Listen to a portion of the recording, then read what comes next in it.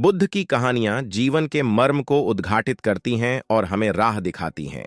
यही कारण है कि हिंदी में बुद्ध की कहानियां गौतम बुद्धा बेहद लोकप्रिय हैं। इसी मकसद से हम आपके लिए एक बुद्ध की एक लोकप्रिय कहानी लेकर आए हैं, जिसका शीर्षक है जब कोई अपमान करे।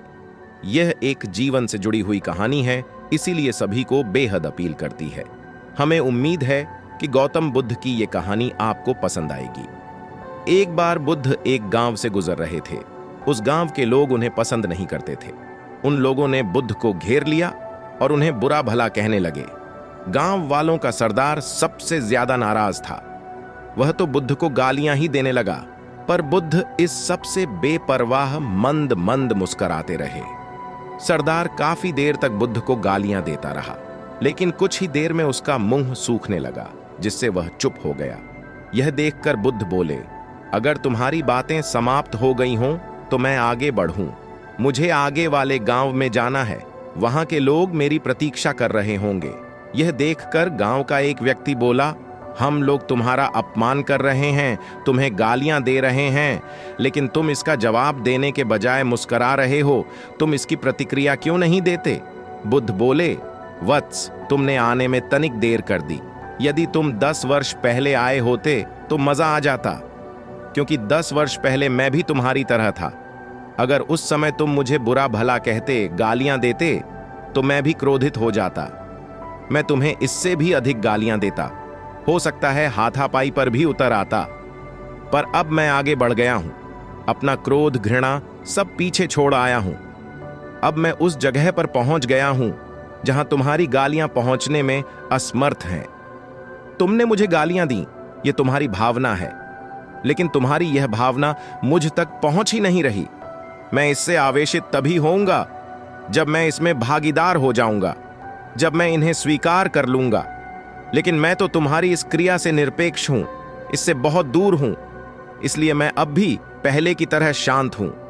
यह सुनकर सरदार बोला, अरे ऐसे कैसे?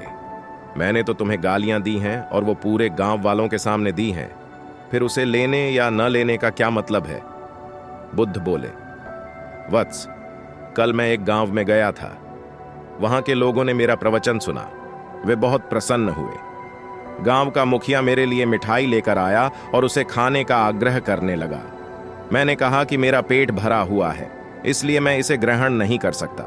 यह सुनकर वह व्यक्ति मिठाई वापस लेकर चला गया, क्योंकि जब तक मैं कोई चीज लूंगा ही नहीं तो कोई मुझे कैसे दे पाएगा?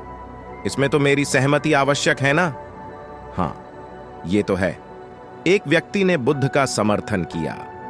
बुद्ध ने पुनः पूछा, जब मैंने मिठाई लेने से मना कर दिया तो उन लोगों ने उसका क्या किया होगा?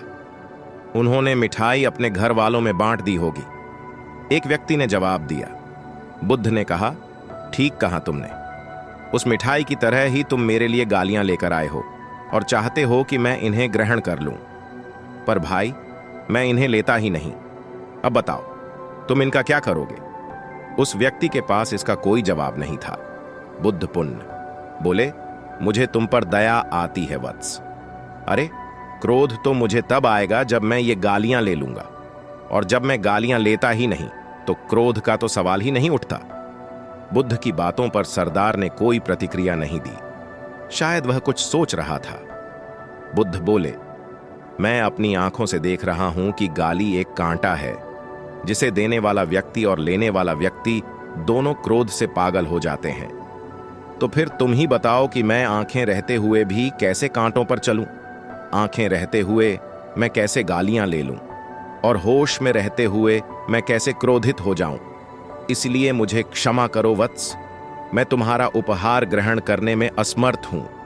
कहते हुए बुद्ध ने अपने हाथ जोड़ दिए। बुद्ध की बातें सुनकर सरदार लज्जित हो गया। उसकी आंखें छलछला आईं। उसने कुछ कहना चाहा, पर उसके होठों ने जवाब दे दिया, और जब उससे रहा नहीं गया तो वह बुद्ध के चरणों में गिर पड़ा। दोस्तों, हम में से ज्यादातर लोग यही समझते हैं कि हमारे दुखों का कारण कोई दूसरा व्यक्ति है, और जब हम ऐसा मानते हैं तो हम अपने स्वनियंत्रण की कमी और अक्षमता को अनदेखा कर रहे होते हैं। वास्तव में ये हम पर निर्भर करता है कि हम दूसरों के द्वारा प्रदान की गई नकारात्मकता को स्वीकार करते हैं या नहीं। अगर हम नकारात्मकता को स्वीकार करते हैं तो हम अपने पैरों पर कुल्हाड़ी मारते हैं, और जब हम उसे अस्वीकार कर देते हैं तो घृणा, क्रोध, हिंसा हर किसी से मुक्त हो जाते हैं।